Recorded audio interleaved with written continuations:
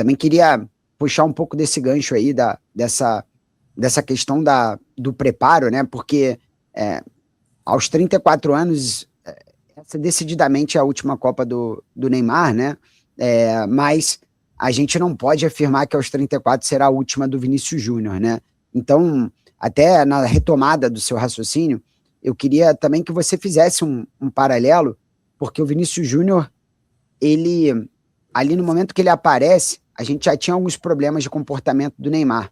Até que ponto também, né, você ter uma referência como o Neymar, mas com seus próprios erros, não serve como lição para que você não os repita? Exatamente. Eu acho que a gente tem dois olhares, né, a nível de comportamento, a nível de entrega de performance. Na minha opinião, o Neymar foi o maior talento que eu já vi no futebol, a nível técnico, cognitivo, drible, finta. Ele é um fenômeno. Na minha opinião, ele a nível de talento, para mim, tá? Isso é só eu olhando.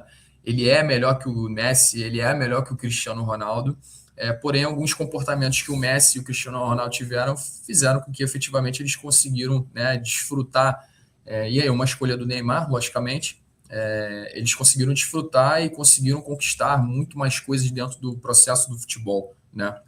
E se tratando do Vini, eu acho que cada vez mais os jovens, os meninos que sonham e querem de fato desfrutar desse sonho, eles precisam olhar mais o bastidor, eles precisam identificar quem são essas referências como atleta, né? Porque, de novo, a partir do momento que a gente se torna um atleta, a gente cuida da nossa alimentação, cuida do aspecto técnico, tático, físico, mental, social, comportamental, nutricional. São tantas variáveis que envolvem um atleta de futebol. E quanto mais esse menino conseguir internalizar essas informações, porque, Bruno, o talento dele está ali, cara. O talento dele para jogar futebol está ali. Esse talento precisa ser desenvolvido. Essas competências, se ele pega essas competências e coloca, ele vai potencializar. Só que eu acho que hoje no Brasil a gente não está tendo esse olhar para o desenvolvimento.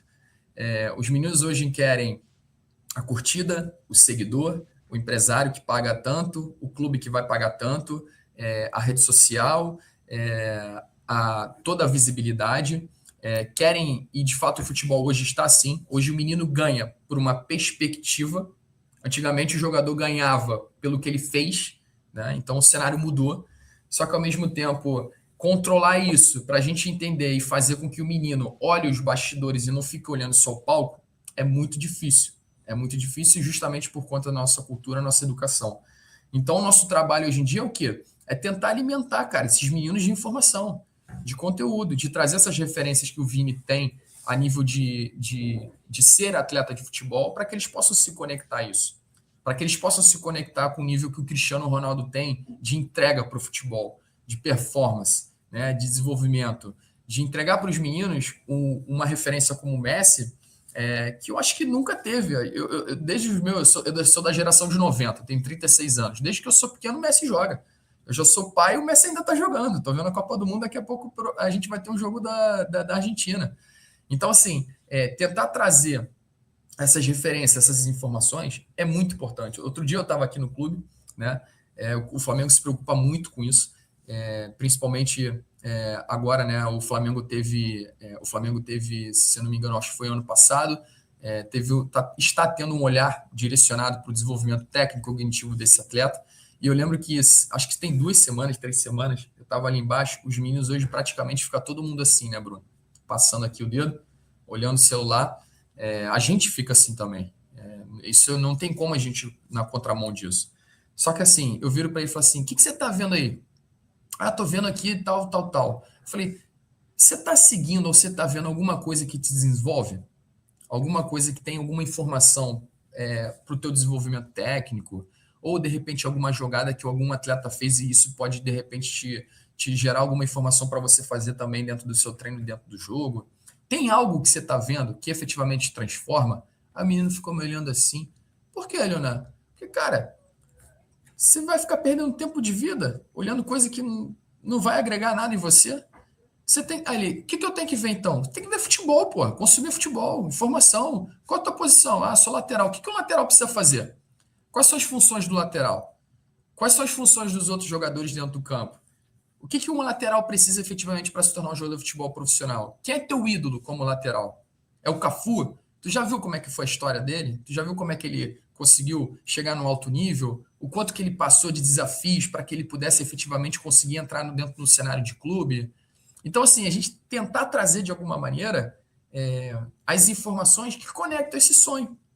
Porque se não se conectar, o talento, Bruno, ele chega num determinado ponto.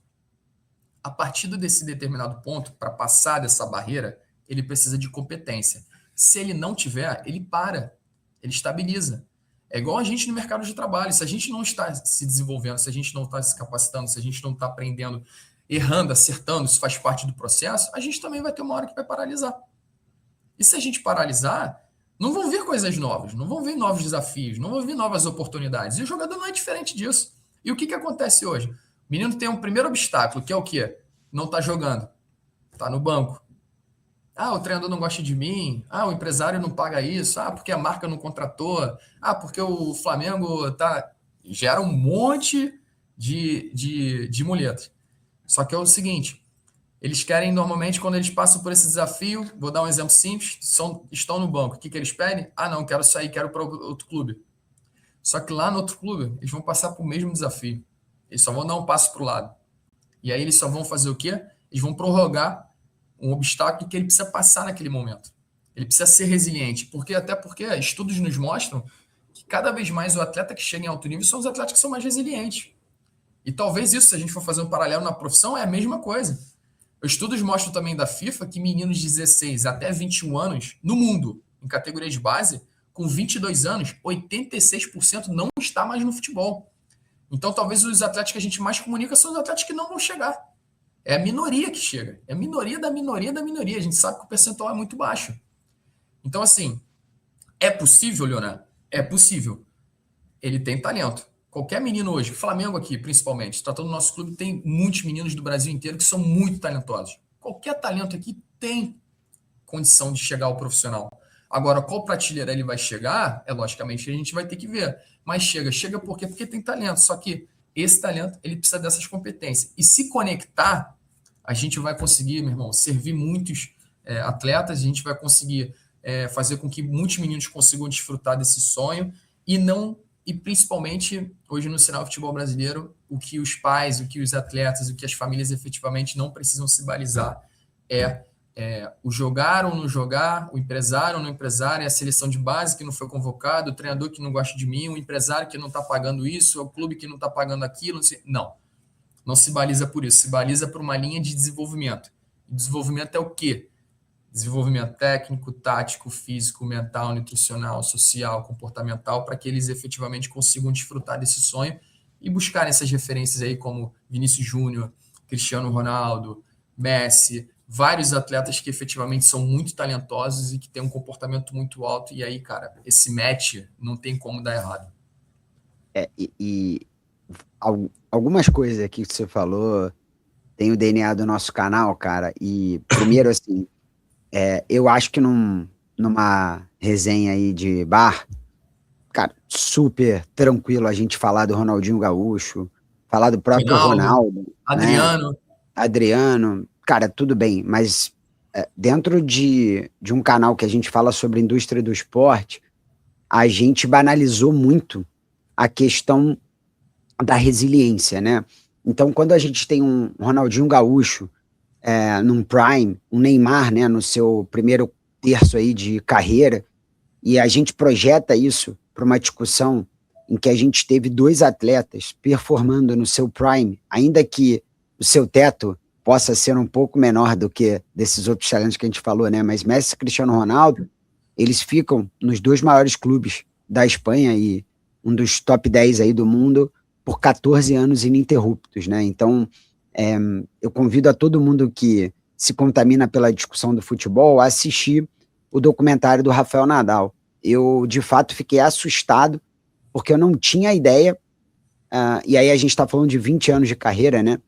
Que em 99% desse tempo o Nadal jogou com dores absurdas. Então, a sua vontade de prosperar, de dar certo, de se manter no alto nível, é o que vai te fazer diferente. E eu falo isso porque isso não é diferente na indústria dos treinadores de base, dos scouts, dos executivos de futebol, dos advogados, dos podcasters, dos assessores financeiros. Então, todo mundo que nos assiste aqui, se de fato está numa posição privilegiada ou se está estudando para assim ter, cara, decididamente você vai tirar notas piores do que os seus colegas de curso, você muitas das vezes vai se sentir é, sem o potencial adequado, ou sem as valências para aquilo, mas não tenham dúvidas de que os maiores, os mais bem-sucedidos em suas profissões, o fator resiliência é muito importante.